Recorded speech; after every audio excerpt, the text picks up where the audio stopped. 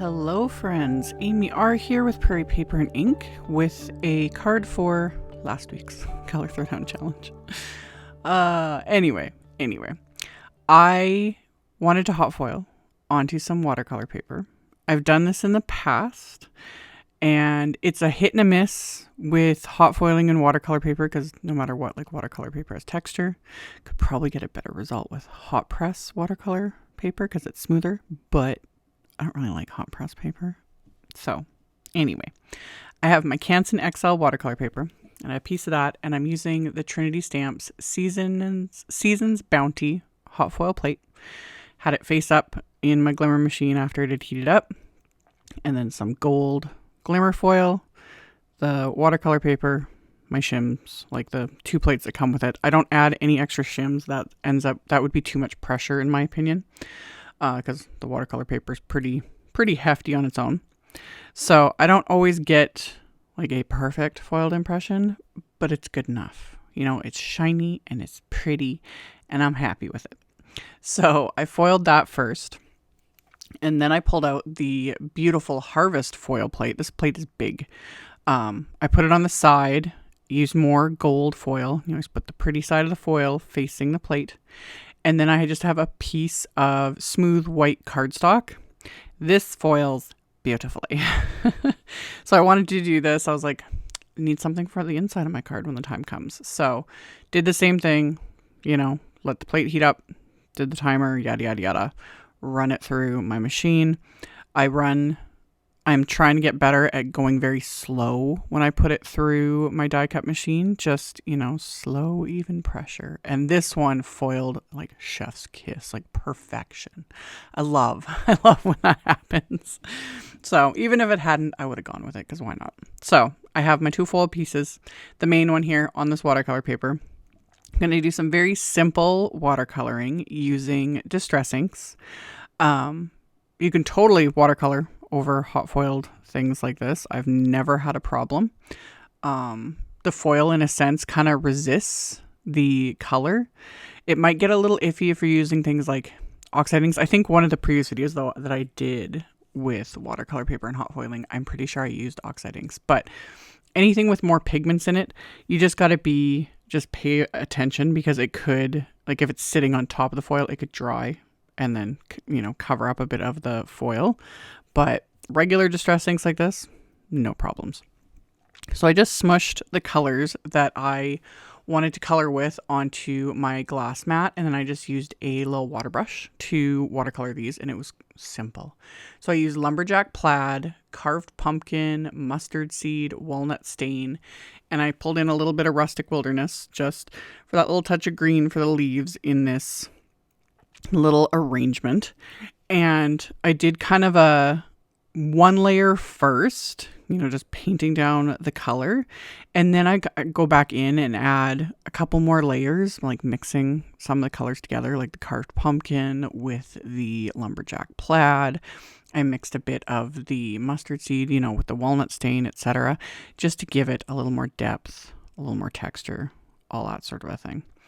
And as I was like, I'm going to die cut this, you know, turn it into a shaker, everything else, but you could just keep it kind of clean and simple like this, add a sentiment, stick this on a card. It would totally work.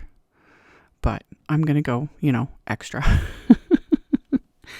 So I kept going back in and kind of just playing around and adding a little bit more here and there just to intensify the colors as well as give it that little, extra something with, you know, definition and texture and all of that stuff. But again, simple. Like watercoloring with distress inks is just, I don't know, it's therapeutic. So once I was done watercoloring, everything is dry. I'm using the wafer dies that come with the hot foil plate.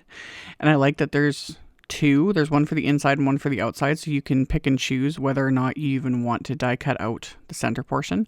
I did because I wanted to make a shaker because I thought, why not? I've got it all sitting here. So I taped the wafer dies into place and then I'm going to die cut this. So run it through my die cut machine. And then to start making it a shaker, I took a piece of Simon's acetate. Now with acetate, with almost any brand of acetate, it doesn't really matter. Die cutting it is or can be an absolute just not fun. Not fun. So here I'm just showing, I ran just the acetate through with the wafer die. It is not going to die cut. It'll like kind of impress like into the acetate, but it won't actually cut. The easiest way to get acetate to die cut is to put it over a piece of copy paper, or I prefer just a piece of cardstock.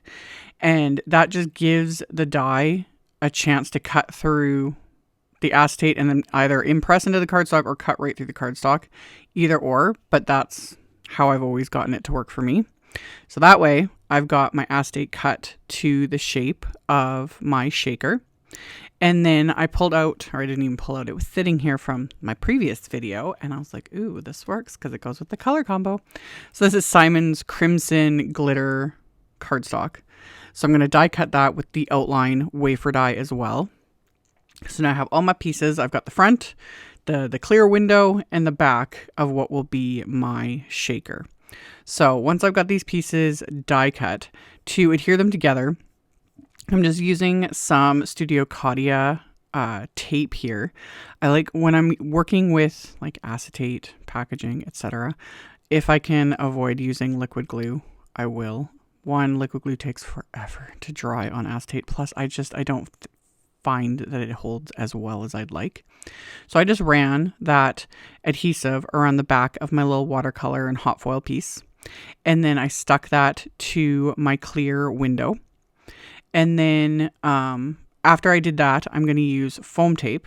So again, I've got some Studio Caudia. This is the thinner foam tape. And I like how flexible this is. Like I don't even have to remove the red backing on this. And I can, bend it and move it around. And yeah, it's interesting little foam tape. It comes in two widths. I used the thicker one on a previous video not too long ago. But this one I went with the thinner foam tape because I'm going to use some flat shaker pieces. So I created kind of a well in the center area where the actual shaker bits will go. And these are the Trinity Stamps Gold Dots Confetti. And these ones are completely flat, like there's no raised edges to them. So I put a bunch in there. And then I'm going to remove the backing to all of this foam tape carefully, trying not to shake it around so that I don't end up, flipping this piece over and having gold confetti everywhere. Although that would be nice too.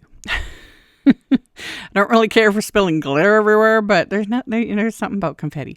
So anyway, press that into the red cardstock and I've got my shaker. So then I pulled out the vintage tin tile hot foil plate. I used this on the last Trinity Stamps card I did, which was actually a similar color combo, which was a previous color challenge. But instead of hot foiling it this time, I am going to dry emboss this. And I've shown this with other hot foil plates. This also works with your wafer dies. For my Spellbinders machine, I'm using like the original machine with the original platform. So it actually has the directions right on the platform. So it's just the platform, the hot foil plate face up, my cardstock, which is Nina Desert Storm cardstock, Spellbinders embossing mat, and then the embossing plate, and run that through. Simple. And this, again, chef's kiss. It embosses like a dream. I love this vintage tin tile plate. It hot foils beautifully, but this dry embossing it like this, just love. So I trimmed it down with my paper trimmer, and then I took that walnut stain distress ink and a blending brush and just ink blended all around the perimeter of this to bring in more of the brown, because again, I'm going with this color combo. Plus it also like kind of emphasizes the texture on this cardstock. So blended that around until I was happy with it, and then wiped off my glass mat here so that I don't get ink everywhere. And then I trimmed down this other piece that I'd folded at the beginning. So I trimmed this down because this is going to go on the inside of the card. So I trimmed it down to like 3 3/4 by 5 inches. And I also took a bit of that walnut stain distress ink and just blended it from the bottom where the foil is, just again to kind of tie it together. Plus it just gives it that little extra something. And when I'm blending over anything I've foiled, especially like smooth cardstock like this, I'm not pressing. I don't really press hard anyway when I'm blending, but the foil, again, it resists the ink, but if you're like reefing on it, like really pressing hard, there is a chance you could start removing some of the foil, but you would have to put like a fair bit of pressure. But I just use a light hand, blend it, it's good to go. So then for my companion sentiments, or like sentiments for the front of the card, I pulled out the Thankful and Grateful little mini stamp set.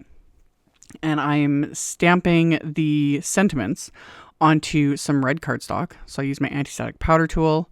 I stamp the sentiments in clear embossing ink. I'm going to melt those with gold embossing powder.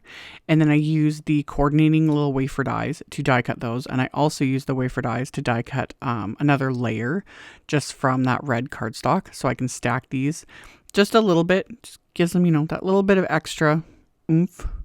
So adhered those together. And then I'd also trim just a piece of white cardstock to slightly larger than my dry embossed piece, just to frame it, give it that little extra bit of something. Adhered that to my card base, which is also red cardstock. So this is a top folding A2 card. Adhered the inside panel. Then I'm going to adhere my shaker to the front of the card, and then adhere my sentiments to the shaker. And then as a last little bit of embellishment, and again to kind of tie it all together with the color throwdown challenge, I pulled out some Trinity Stamps Luminous Lemon Baubles. I love the names of some of these. They just, I don't know, I get a kick out of it. So put those into place. A couple of them were strategic because I got a couple little like glue smears where I didn't want them, but like I always say, stick something over it, you know, stick a die cut over it, stick a piece of bling over it. You know, not going to redo everything, like why? So adhered those into place and then paired the card with one of Simon's dandelion envelopes, and that finished it off. So I've got my little shaker, you know, love. So I got shaker, hot foil, glitter background, drawing bows. I did all kinds of things on this card. Loads of fun. So as always, I will have a link below the video to my blog post. I have picture links in my blog posts, you know, easier to navigate. Supply list, all that info will be linked directly below. I'll also have a link to the color throwdown challenge in my blog post as well for those that are interested. There's a tiny little bit of time left today to play along, but there's always a new one every single week. And as always, thank you guys so much for watching, thumbs upping, commenting, subscribe if you haven't, and I'll see you all very soon in the next video. Bye.